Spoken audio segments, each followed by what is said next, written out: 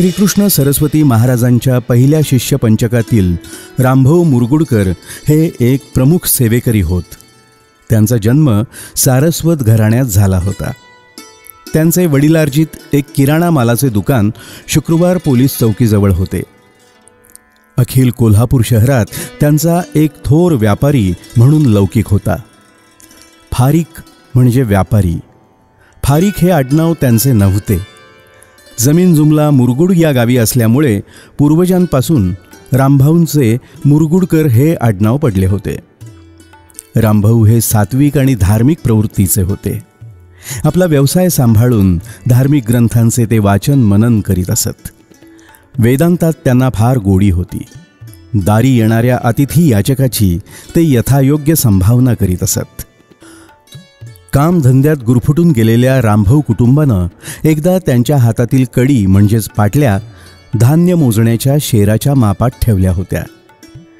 तेवढ्यात शेजारच्या एका बाईनं त्यांनाच सांगून ते शेराचं माप स्वतःच्या घरातलं धान्य मोजण्यासाठी नेलं आणि काही वेळानं ते परत होतं तिथं आणून पण ठेवलं.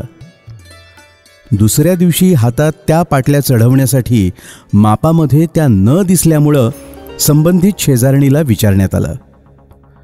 शेर नेतेवेळी त्यात ती सोन्याची कडी किंवा अन्य कोणतीही वस्तू नव्हती असं त्या शेजारणीनं सांगता चोरीचा पाठपुरावा घेण्यासाठी रामभाऊंनी अगणित ज्योतिषी आणि भविष्यकारांच्या घरचे उंबरठे जिजवले. हे नुकसान त्यांच्या अत्यंत जिव्हारी बसले. हताश झालेल्या रामभाऊंना कोण्या एका महाभागानं सांगितलं की कुंभार गल्लीमध्ये दत्तावतार समर्थ श्रीकृष्ण सरस्वती महाराज त्रिकाळ ज्ञानी असून त्यांची कीर्ती दिगंतात गाजत आहे. ते तुला तुझ्या समस्येविषयी निश्चित काय ते सांगतील. तू त्यांच्याकडे जा. रामभाऊ त्वरित शोध घेत वैराग्य मठीत येऊन महाराजांना प्रणिपात करीत असताना महाराज तारामतींना म्हणाले, रामजी आला, रामजी आला, माझा पुजारी रामजी आला.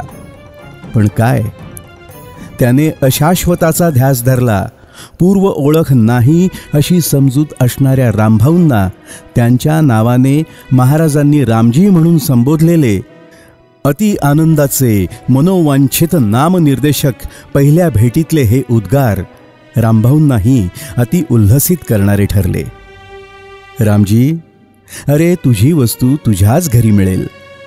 महाराजांनी प्रश्नाआधीच उत्तर दिल्यामुळे रामभाऊंची खात्री पटली की महाराज खरोखर त्रिकाळ ज्ञानी साक्षात दत्त महाराज आहेत. रामभाऊंचा दृढ विश्वास महाराजांवर बसला आणि त्यामुळेच ते महाराजांच्या असीम कृपेला पात्र ठरले. भल्या पहाटे स्नानादी क्रिया आवरून रामभाऊ महाराजांच्या सेवेसाठी जात. पहाटेची काकड आरती, दुपारची माध्यान्ह आरती आणि रात्री शेजारती ते स्वतः करीत. त्यांच्या खिशामध्ये बदाम खारका असायच्या. अधूनमधून महाराजांना ते खाऊ घालीत. त्रयोदशी विडा ते स्वतः करीत आणि जेवणानंतर दुपारी आणि रात्री ते महाराजांच्या मुखी देत असत. रात्री महाराज शयनगृही शेज करते झाले की रामभाऊ स्वतःच्या घरी परतत असत. एकदा शेजगृहात महाराजांचा असाच निरोप घेत असता आज गृही जागृत असावे अशी महाराजांची त्यांना आज्ञा झाली. त्या रात्री अजिबात निद्रा घ्यायची नाही असे रामभाऊंनी ठरवले. मध्यरात्री रामभाऊ पलंगावर पडले असता गवाक्षातून सुवर्णाची हरवलेली ती कडी त्यांच्या अंगावर पडली आणि त्याबरोबर लगेच रामभाऊ उठून दार उघडून बाहेर पाहतात तो त्या काळ्या कभिन्न रात्री मनुष्यरूपी व्यक्ती त्यांना कुठंही दिसली नाही.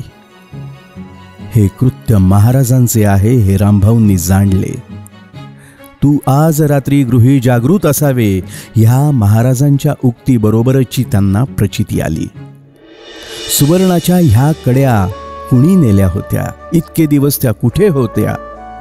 गुरूंनी मात्र सांगितल्याप्रमाणे माझ्या घरीच त्या मला परत आणून दिल्या.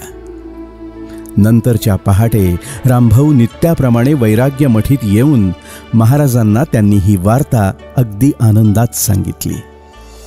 क्षुल्लक सुवर्णाचा ध्यास म्हणजे अशाश्वताचा ध्यास लागला, तसाच ध्यास महाराजांबद्दल आपल्याला लागला पाहिजे. माझा पुजारी, माझा पुजारी ह्या त्यांनी दिलेल्या किताबाला आपण सेवेनं जागृत आणि तत्परतेनं राहिलं पाहिजे, असा निजबोध महाराजांच्या कृपेनं रामभाऊंना झाला. चला आपण आता ज्योतिबाला जाऊया, तो केदारनाथ आपल्याला बोलावित आहे, असं म्हणून महाराजांनी एक दिवशी ज्योतिबाची वारी केली.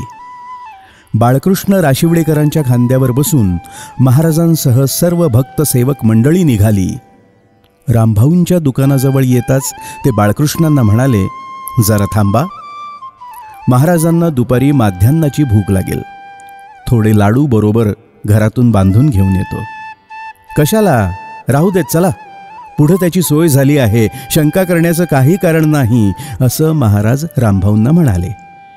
यावर रामभाऊ म्हणाले की तुम्ही जेव्हा आमचे सुवर्ण कंकण दिले तेव्हाच शंकेचे मूळ उपटले गेले. महाराज, आता ती शंका येईल तरी कुठून? आणि मग महाराजांसह सर्व सेवक वृंद पंचगंगा धरणावरून वडणगे ह्या गावी आले. आता मात्र मला फार तहान लागली, असे महाराज म्हणता बाळकृष्ण राशिवडेकरांच्या खांद्यावरून स्वामी खाली उतरले. जवळच्या एका शेजारच्या घरातून एक कळशी घेऊन तळ्यातील स्वच्छ पाणी आणावयास रामभाऊ गेले. पाणी भरून घेत असता तळ्याजवळच एक तेजस्वी ब्राह्मण न्याहारी सोडून खात असलेला रामभाऊंना दिसला. त्यानं पृच्छाकरिता रामभाऊ म्हणाले, आमच्या गुरूंच्या सह आम्ही ज्योतिबाला दर्शनासाठी निघालो आहे.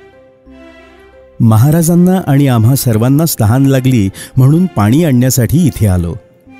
तेव्हा तो तेजस्वी ब्राह्मण म्हणाला, माझ्याजवळ हे 10 लाडू आहेत, महाराजांसह तुम्हा सर्व सेवकांना पुरणारे आहेत, तेव्हा हे सर्व लाडू तुम्ही घेऊन जा.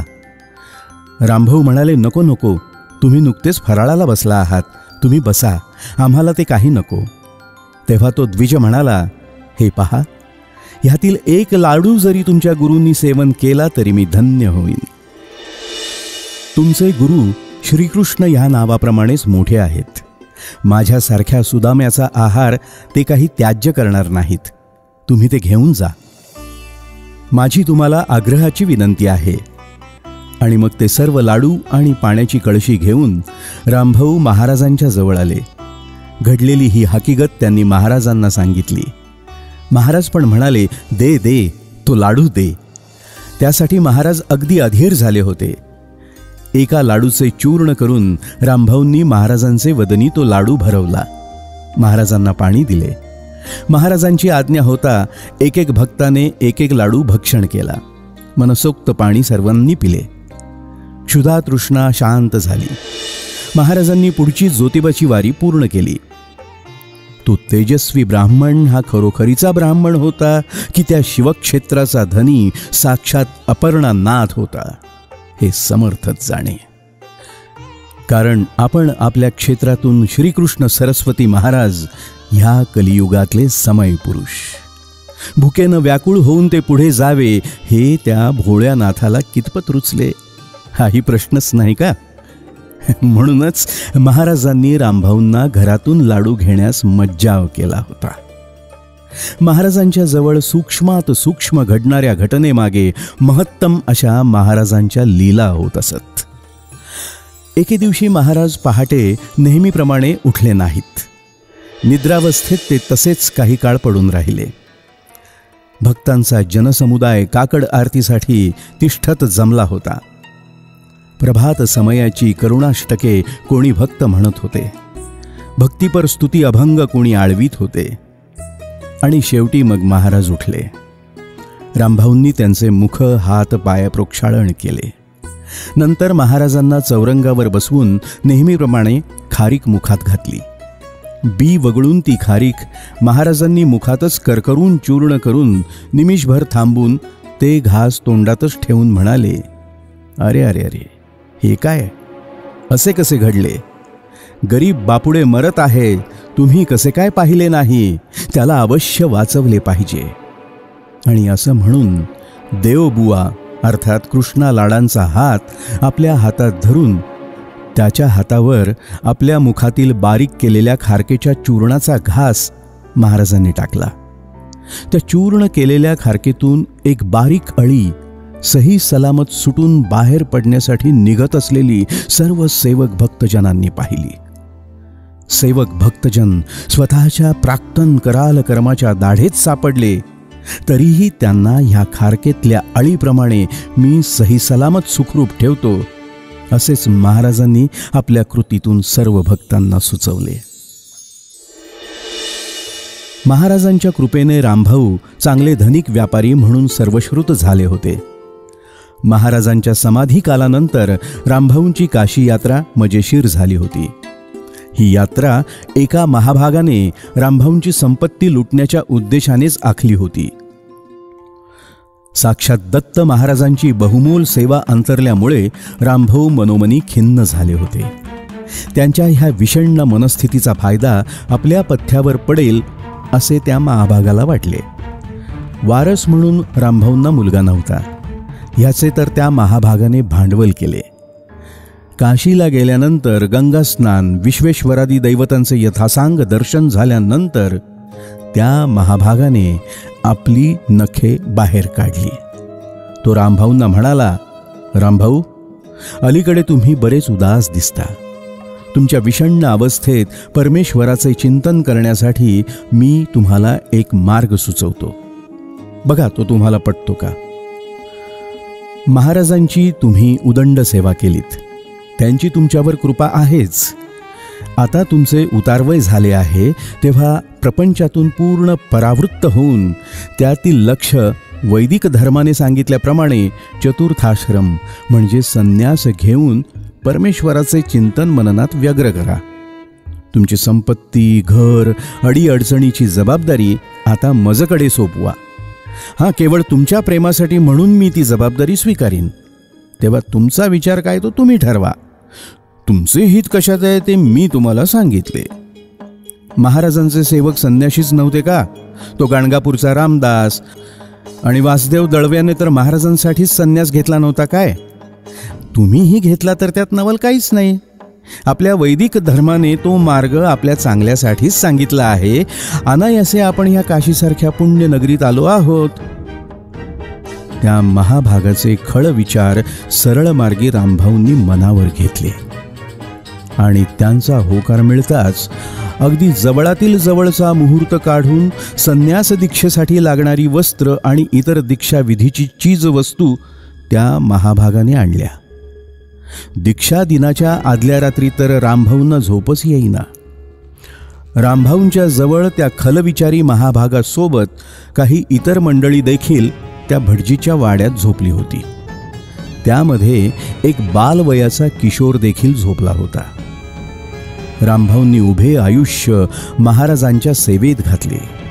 उद्या आपण सर्व संग परित्याग करून वैदिक धर्माच्या आज्ञेप्रमाणे संन्याशी होणार आहे असा बेत आखत रामभाऊ आपल्या आयुष्याचे सिंहावलोकन करीत असताना त्या मध्यरात्रीच्या शांत वेळी तो बाल किशोर झोपेतच नाही, माझ्या आईला संन्यास देऊ नका असा 2 वेळा जोरात ओरडला.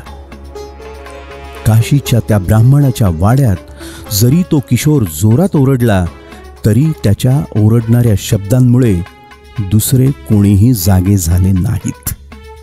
जागे झाले ते फक्त एकटे रामभाऊ. रामभाऊंच्या व्यतिरिक्त तो वाडा गाढ निद्रिस्त झाला होता. जागे असणाऱ्या रामभाऊंना अधिक जागे केले ते त्या बालकिशोराने. आणि ह्या घटनेने रामभाऊंना महाराजांनी निजबोध करून दिला. त्यांना महाराजांच्या खांद्यावरील षण्मासाच्या त्या बालकानं बोलून व्यसनी माणसाची केलेली कान उघाडणी आठवली. त्यामागे महाराजच कारणीभूत होते. आज ह्या वाड्यात बाल किशोराला नाही, माझ्या आईला संन्यास देऊ नका, नका हो, माझ्या आईला संन्यास देऊ नका, हे बोल महाराजांनीच माझ्यासाठी बोलले आहेत. हा सूक्ष्म अर्थ रामभाऊंनी त्वरित जाणला आणि लागलीच आपला संन्याशी होण्याचा बेत बदलला. रामभाऊ दुसऱ्या दिवशी त्या महाभागाला स्वतःचा संन्याशी होण्याचा निर्णय बदलल्याचे सांगता तो रामभाऊंना म्हणाला, अहो पण संन्याशाची वस्त्रे आपण मागवली ती काय करायची?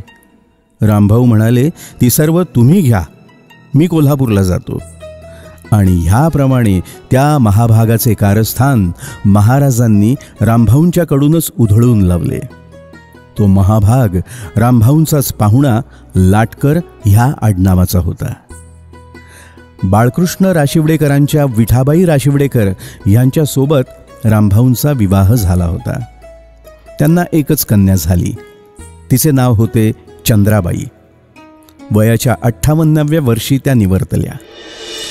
रामभाऊंना मुरगुडकर हे नाव चालवणारे वासू मुरगुडकर हे एकमेव पुतणे होते.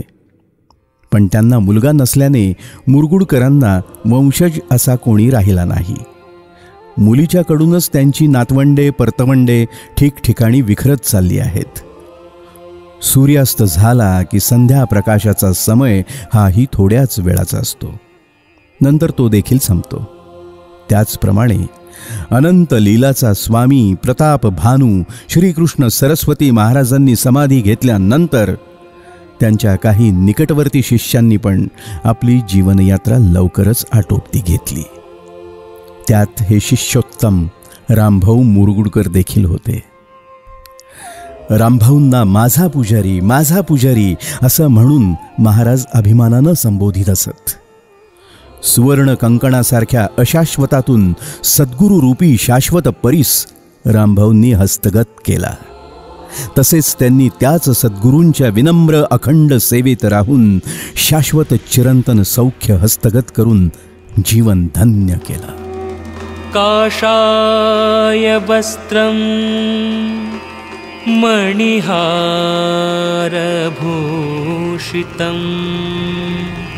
सिंहासनस्थ श्रितभक्तव्यापितम् अनाथनाथं करवीरवासिनं श्रीकृष्णदेवं शरणं प्रपद्ये. श्रीकृष्णसरस्वती दत्त महाराज की जय. श्री गुरुदेव दत्त